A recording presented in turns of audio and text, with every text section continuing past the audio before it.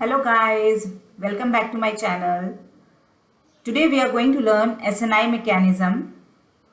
You are familiar of SN1 and SN2 mechanism, that is nucleophilic substitution reactions, and we are going to see now SNI, which is nucleophilic substitution internal mechanism, and this topic comes under organic reaction mechanism, especially for MSc chemistry students and those who are preparing any competitive exam like CSIR NET or GATE. This mechanism, a problem may come from this mechanism. So let's start. First we will see what is SNI mechanism.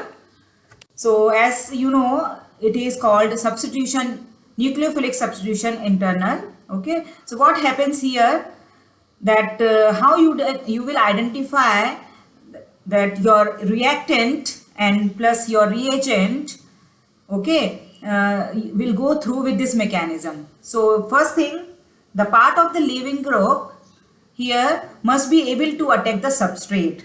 Okay, so this is very first point, that the leaving group should be able to attack the substrate and basically detaching itself from the rest of the leaving group in the process. So what does it mean? We will see.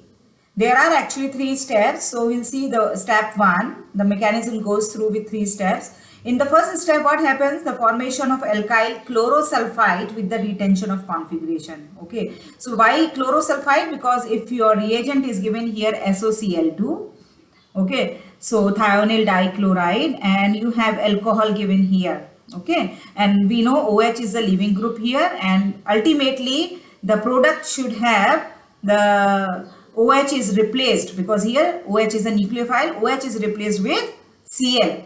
Okay, so it's a nucleophilic substitution reaction. OH is replaced with Cl. So how does this process goes? The reagent must be given to you SOCl2. Now in the very first step, you can see the formation of ROSOCl, where the loss of HCl occur, right? With the loss of HCl, it formed ROSOCl, right? Now you can see here this leaving group is quite big. So as the definition says, that the part of the leaving group must be able to attack from the front. Okay, so here part of the leaving group is chlorine. The chlorine should be able to attack the substrate, detaching itself from the rest of the leaving process. Okay, leaving group in the process. We will see that. So, but you have to see. So initially alcohol SOCl2 will be given. You have to form this, where the retention of configuration is there, because there is no breakage of RO bond, only the OH bond has been broken here. Now step 2 here goes through with SN1 mechanism, and where it forms a dissociation into ion pairs. So what happens in the next? You got this ROSOCl in the very first step. Now this R, the alkyl group will give its electron to the oxygen, and it is going to form a cation and an ion. So it is an ion pair. Since a carbocation is formed, the mechanism is through this intermediate SN1 mechanism. It's a slow process, and therefore it will be the rate determining step. The third and final step is, now the part of the leaving group will attack from the front side. Okay, you can see here, this was the leaving group OS double bond OCl, which ion form you got it in the step 2. Now what is happening? This part of the leaving group will attack from the front side, because from the rear it won't be able to attack. We will see later on with the help of example.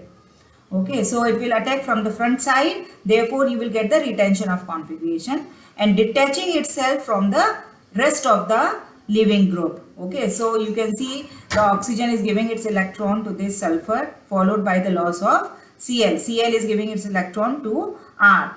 So RCl with the loss of SO2. Fine. This is the mechanism, and we will see the problems now.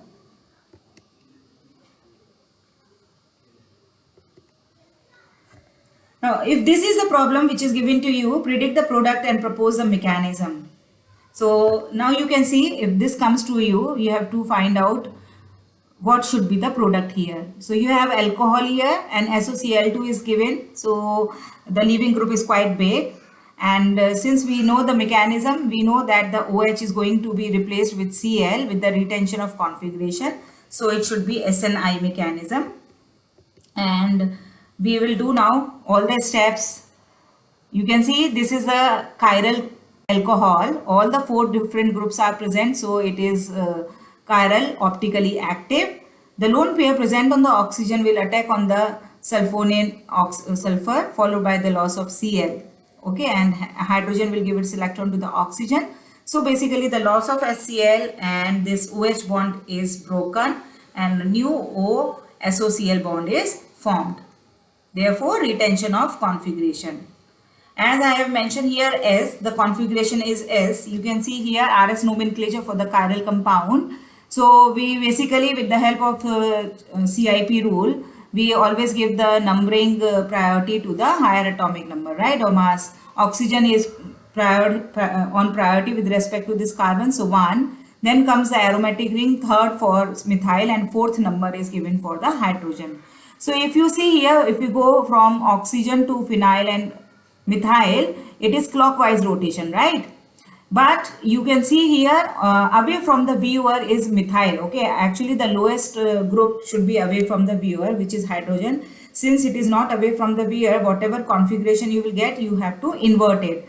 Since you are getting here R configuration, so you will convert it into S configuration. So this RS nomenclature, if you have studied, you will understand it, how to do it.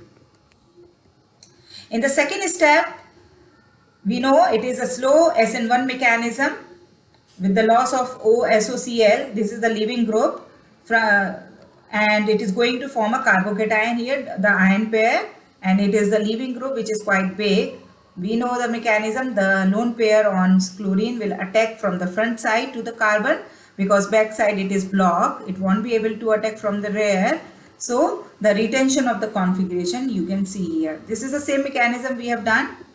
And you got the, ultimately if you compare the reactant and product, the OH has been replaced from Cl with the retention of configuration. You started with S, here also you are getting S. Now you can see chlorine is 1, aromatic ring 2, methyl is 3. So 1, 2, 3 if you go, it is clockwise, but hydrogen is not on the dash line, then it is, you have to convert R to S, retention of configuration. Like that, you can solve SNI mechanism. This problem is given 3-methyl-2-butanol. React with SOCl2 to give 2-chloro-2-methyl-butane. Justify. So first of all, you have to know that what should be the structure of 3-methyl-2-butanol. As you can see here, I have done the numbering. So butanol means 4 carbon chain, 1, 2, 3. The position of all means OH group is there at 2. So you have a OH group at 2 carbon, and then 3-methyl at 3rd position you have another methyl group. So this is a structure of 3-methyl-2-butanol. React with SOCl2. So we know we have OH functional group here, which is a leaving group, and then you have a bigger leaving group here. And we have seen this kind of reactant in SNI mechanism. So we can think of the same mechanism. Just now we have seen, and formation of ion pair formation. Now here you can notice once the carbocation forms, this is the secondary carbocation, right? But there is a possibility by hydride shift the formation of tertiary carbocation, right? So we know always carbocation forms which are more stable. Therefore, the hydride shift will occur and you will get the more stable carbocation as compared to the previous secondary carbocation. And therefore, this is the more stable carbocation intermediate, and the nucleophile will attack on this tertiary carbocation with the loss of SO2. Therefore, you are getting, if you do the numbering with respect to this, where the chlorine is attached, 1, 2, 3, 4, always longest chain. So 2-chloro, 2-methyl-butane. And this was the question, 2-chloro, 2-methyl-butane. So we got the 2-chloro, 2-methyl-butane. So here what is important? The concept is involved here is the stability of carbocation, right? So with the hydride shift, you got more stable carbocation, and so this product. Now, how you will prove that the evidence of the SNI mechanism? For the evidence, you can take this particular example or reaction, that the same reactant we have used in the very first problem in the presence of SoCl2, but you have here pyridine. Okay, we haven't seen pyridine in the previous two problem. Now, what happens in the presence of pyridine, that we will see.